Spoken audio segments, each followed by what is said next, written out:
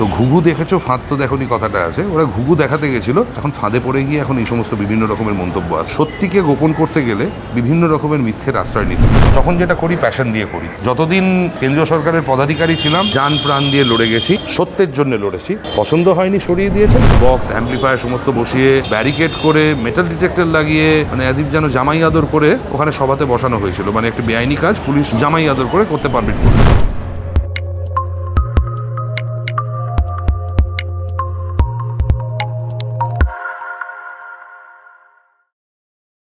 নমস্কার, আপনারা দেখছেন দ্য ইন্ডিপেন্ডেন্ট বেঙ্গল। আমি শিবম। কলকাতা হাইকোর্টের রায়ে রাজভবনের সামনেই হচ্ছে শুভেন্দু অধিকারীর সভা। রায়ে নিঃসন্দেহে তাৎপর্যপূর্ণ, রাজনৈতিক গুরুত্ব এর ব্যাপ্তি অনেক। এই নিয়ে কথা বলতে আমার সঙ্গে এই মুহূর্তে আছেন আইনজীবী বিল্লদল ভট্টাচার্য। দাদা, প্রথমে দ্য ইন্ডিপেন্ডেন্ট বেঙ্গলে স্বাগত। নমস্কার। আজ কলকাতা হাইকোর্ট এক্স্যাক্টলি কী রায় দিল, আপনাদের গ্রাউন্ডটা কী ছিল বলার সেখানে? এই মামলাটি নিয়ে তো আজ গঙ্গা দিয়ে বহু জল বয়ে গেছে। অক্টোবর মাসে বেআইনিভাবে একটি সভা বা রাজভবন ঘেরাও করা হয়েছিল আমি বলবো, কারণ বেআইনি যদি হয়ে থাকে তাহলে তো ঘেরাওই হবে। ওটা রাজভবনের উপরে রাতার আক্রমণ হয়েছিল। এবার আমরা বলেছিলাম হচ্ছে আমাদের ধারণা ছিল যে নিশ্চয়ই পারমিশন নিয়ে হয়েছে। মাননীয় বিরোধী দলনেতার তরফ থেকে একটি শান্তিপূর্ণ ধর্ণা অবস্থান রাজভবনের সামনে সেই জায়গাতেই করার জন্য একটু অনুমতি চেয়ে অ্যাপ্লাই করা হয়েছিল পারমিশনের জন্য। পুলিশ যথারীতি জানিয়ে দেয় হচ্ছে অ্যাডমিনিস্ট্রেটিভ রিজনের জন্য এই অনুমতি দেওয়া যাবে না। সেটিকে চ্যালেঞ্জ করে আমরা আদালতের দ্বারস্থ হই। সেখানে আমরা এসে প্রশ্ন তুলি যে যখন রাজ্যের থেকে বলা হয় যে না, ওই পার্টিকুলার সভাটা যেটা অক্টোবর মাসে হয়েছিল 5 দিনের জন্য, যে 5 দিনব্যাপী সভাটা হয়েছিল, তার জন্য কোনো রকমের অনুমতি নেওয়া হয়নি। আমরা তখন প্রশ্ন তুলি যে তাহলে কি আইনি পদক্ষেপ নেওয়া হয়েছে, কেননা এটা তো তার মানে লয়ের ভায়োলেশন হয়েছে। তো তখন বিপাকে পড়ে রাজ্য কোন দিকে যাবে বুঝতে না পেরে প্রথমে তো রাজ্য অনুমতি দেওয়া যাবে না, ওখানে অনুমতি কোনোভাবে দেওয়া সম্ভব নয়, এই সমস্ত বলেছিল আর কি।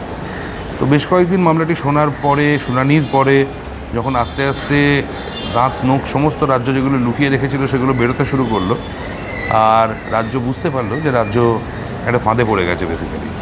কেননা ধর্না রিজেক্ট করতে গিয়ে তৃণমূল কংগ্রেসকে বাঁচিয়ে যে সভা করানো হয়েছিল আর কি, সেই জিনিসটা যখন সামনে চলে আসছে, ফাইনালি পিছু হটে রাজ্য। কিন্তু এ রাজ্য তো ভাঙবে তবু মচকাবো না, এই টাইপের একটা অ্যাটিটিউডের মানে এদের আছে। তো এরা তো যেটা করলো, এরা যেদিনকে আপনার আমাদের মাননীয় প্রধানমন্ত্রীর যে মন কি বাত অনুষ্ঠান থাকে, ওরা এসে বললো সেই দিনকে সভা করতে পারে, সেদিনকে সভা করতে পারলে কোনো আপত্তি নেই। তো আমরা ইনিশিয়ালি বলেছিলাম যে না, সেদিনকে তো হবে না, প্রিশিডিউল কার্যক্রম আছে, তাই জন্যে তো তারপরে রোববার যদি করা যায়। তাহলে ভবানীপুরের সামনেও একটা কথাবার্তা, হ্যাঁ সেটা তো মামলার সময় সেই জায়গা তো ঘুরে গেল যখন রাজ্যর ওই আর্গুমেন্টের পরে আর কি, যখন রাজ্য বললো হচ্ছে যে অনুমতি ছাড়া ওখানে সভা করা হয়েছে, তখন তো আমাদের এটাকে আমরা চেঞ্জ করলাম। আমরা বললাম যে তাহলে আমরা এখানেই করবো, কারণ এক দেশে একই আইন চলতে পারে, পৃথক আইন থাকতে পারে না। আমরা আমাদের সংবিধানের যে মৌলিক অধিকার আছে তার যেটা ধারা 14 নম্বর আছে, যেখানে ইকুয়ালিটির কথা বলে, আমরা সেটাকে এক্সারসাইজ করি। তখন আমরা বলি এখানেই আমরা বসবো, কেননা এটা তো করতে পারে না যে শাসক দলের জন্য একরকমের আইন পুলিশ দেখাবে আর যারা বিরোধী তাদের জন্য আর এক রকমের আইন দেখাবে, এটা তো হতে পারে না। আর আমরা তো সাংবিধানিক আদালতের কাছেই তাই জন্য এসেছিলাম। তো সাংবিধানিক আদালতও চট করে পয়েন্টটি ধরে নেন মাননীয় বিচারপতি অমৃতা সিনহা। তো উনিও যখন মানে ওনারও প্রশ্নে রাজ্য যখন জর্জরিত, তখন রাজ্য পিছু হটতে শুরু করে। প্রথমে বলে হচ্ছে যেদিনকে মন কি বাতের কার্যক্রম ছিল সেই দিনকে অনুমতি দেওয়া হচ্ছে, সেদিনকে করলে রাজ্যের কোনো আপত্তি নেই। তারপরে আমরা যখন বলি যে না এটা তো হবে না, প্রিশিডিউলড আছে, পরে রোববার যদি করা যেতে পারে, তো তখন রাজ্য বলেছিল যে সেটা আমাদেরকে তাহলে জেনে বলতে হবে, তাই জন্য আবার রাজ্য সময় চায়। এবার আমরাও দেখি হচ্ছে যে পরের রবিবার মানে রথযাত্রার দিন পড়ছে। তো আমিও রাজ্য সরকারকে আমিও জানাই, রাজ্যের যিনি আইনজীবী ছিলেন তাকে জানাই যে রথযাত্রা পড়ে যাচ্ছে, তাই জন্য শনিবার মানে যেটি 6 তারিখ কিংবা তার পরের উইকেন্ডের রোববার যদি হয় 14 তারিখ, তাহলে সেই সময় করা যেতে পারে। তো এবার গতকালও মামলাটি যখন হয়, তখন গতকাল মামলাটির সময় রাজ্যের তরফ থেকে এসে বলা হয় আবার আদালতের কাছে একই কথা, যে না আমরা তো 7 তারিখের জন্য বলেছি, এবার অন্য দিন হবে কিনা আমাদেরকে তাহলে আবার জেনে আসতে হবে, আমরা এরকম বলতে পারবো না। তো তখন আমি বলি যে ঠিক আছে, ওরা জেনে আসুক, ওদের যদি সামনের মানে এই রোববারের পরের রোববার মানে 14 তারিখ যদি অসুবিধা থাকে, কোনো অসুবিধা নেই, আমরা তারপরের রোববার করবো তাহলে।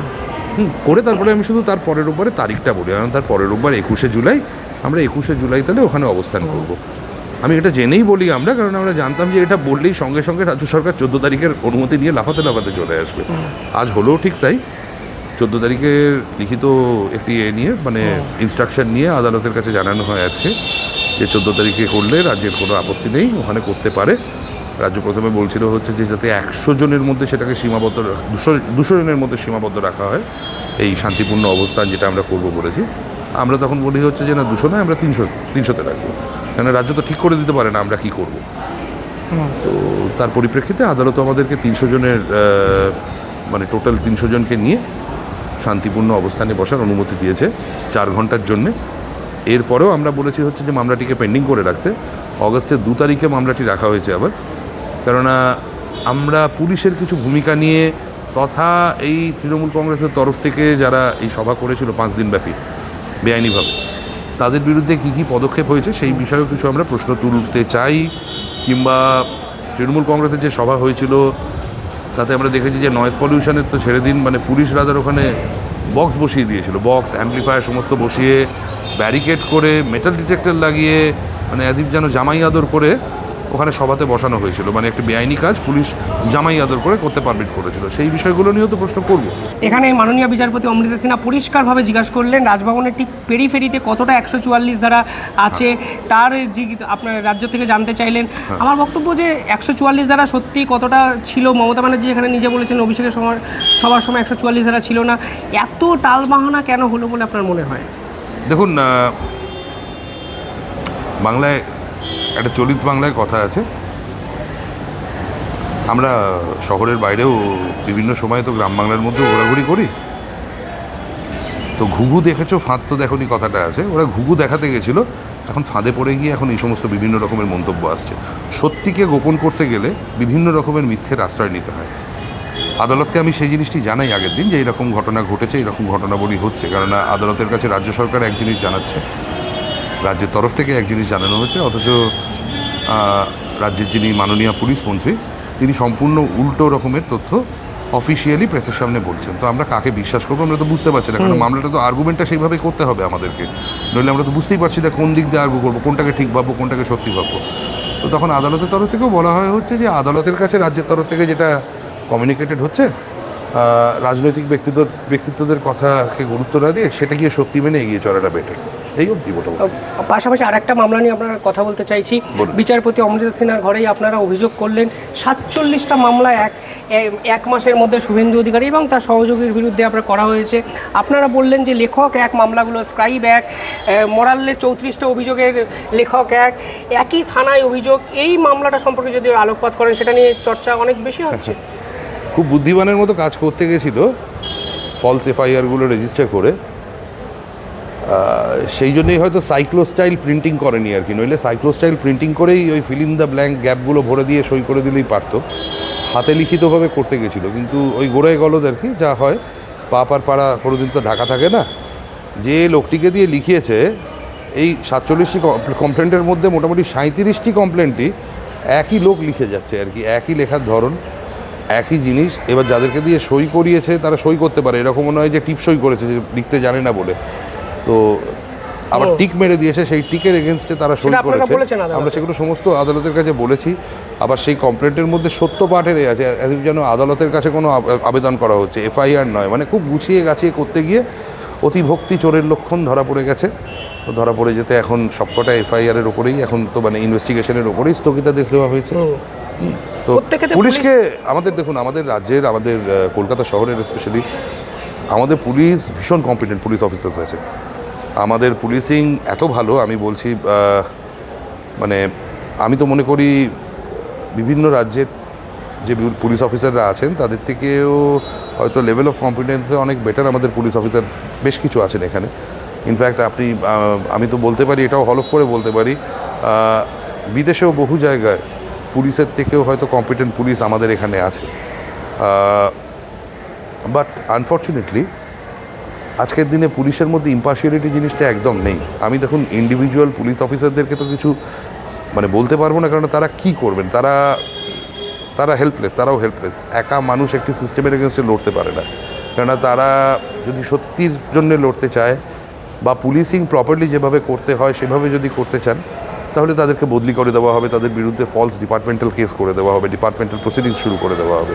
তাদেরও পরিবার আছে, তাদেরও বাড়িতে তারা বাড়ির অন্য সংস্থান তারাই মানে রুজি রোজগার করে তারা যোগান দেয় আর কি। তো তারাও বা কোথায় যাবে, একটা হেল্পলেস সিচুয়েশন। তো এখন খারাপ লাগে যে এত এরকম একটি সাংঘাতিক উৎকৃষ্ট মানের পুলিশ ফোর্স থাকা সত্ত্বেও আজকে রাজনীতির কবলে পড়ে এই রাজ্যের পুলিশ আজ মানে ভুলুণ্ঠিত হয়েছে, পুলিশের ক্ষমতা বল রাদার, পুলিশের ইম্পার্শিয়ালিটি।